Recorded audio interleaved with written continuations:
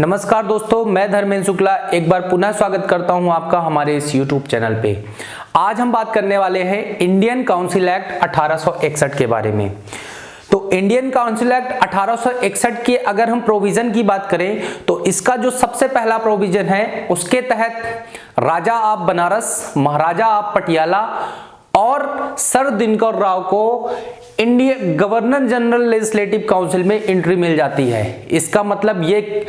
इसका मतलब ये होता है कि जो गवर्नर जनरल लेजिस्लेटिव काउंसिल है उसमें रिप्रेजेंटेशन को बढ़ावा मिलता है, अर्थात जो अब सरकार राज कर रही है वो रिप्रेजेंटेशन को बढ़ावा देना चाह रही है।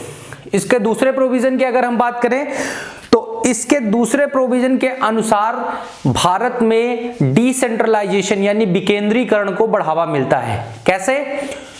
जो कि बॉम्बे और मद्रास जो प्रेसिडेंसी हैं उनके लेजिस्लेटिव पावर को रीस्टोर करके, मतलब उनके लॉ बनाने की या कानून बनाने की शक्तियों को पुनः प्रदान करके ऐसा किया जाता है। अगर हम इसके तीसरे प्रोविजन की बात करें तो इसमें हम देखेंगे कि 3 नए लेजिस्लेटिव काउंसिल की स्थापना करने की बात की जाती है। और वो 3 नए लेजिस्लेटिव काउंसिल कौन से होते हैं? Legislative Council of Bengal, North West Frontier Province और पंजाब। ये जो है क्रमशः 1862, 1866 और 1897 में स्टैब्लिश करने का प्रोविजन इस एक्ट के द्वारा दिया जाता है।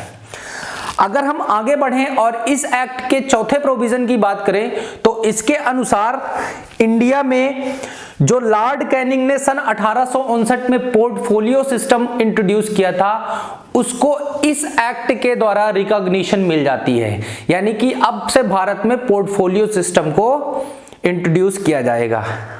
अगर हम बात करें पोर्टफोलियो सिस्टम क्या होता है या हम कहें विभागीय व्यवस्था क्या होती है, तो आपने करंट में आप देखते होंगे कि हमारे काउंसिल ऑफ मिनिस्टर में हर मिनिस्टर को एक पोर्टफोलियो मिला हुआ है, यानी कि एक डिपार्टमेंट मिला गया है कि आपका एग्रीकल्चर डिपार्टमेंट है, आपका फॉरेन डिपार्टमेंट है, आपका डिफेंस डिपार्टमेंट है। तो इस तरह पोर्टफोलियो सिस्टम की व्यवस्था उस समय की गई थी। वो कब की गई थी? 1861 के एक्ट के तहत। अगर हम इस एक्ट के अंतिम प्रोविजन की बात करें तो इसके तहत वायसराय को without concurrence of his council, मतलब जो वायसराय थे उस समय उनको अपनी काउंसिल से कंकरेंस लिए बिना ही इमरजेंसी की कंडीशन में ऑर्डिनेंस इशू करने की एम्पावरमेंट प्रदान की जाती है। मतलब उनको एम्पावर किया जाता है कि वो इमरजेंसी कंडीशन में अपनी काउंसिल से कंकरेंस या सहमति लिए बिना ही ऑर्डिनेंस इशू कर सकते हैं। अच्छा, ये ऑर्डिनेंस जो था, ऑर्डिनेंस अर्थात अध्यादेश, इस ऑर्डिनेंस की जो मैक्सिमम लाइफ हो सकती थी वो हो सकती थी 6 महीने।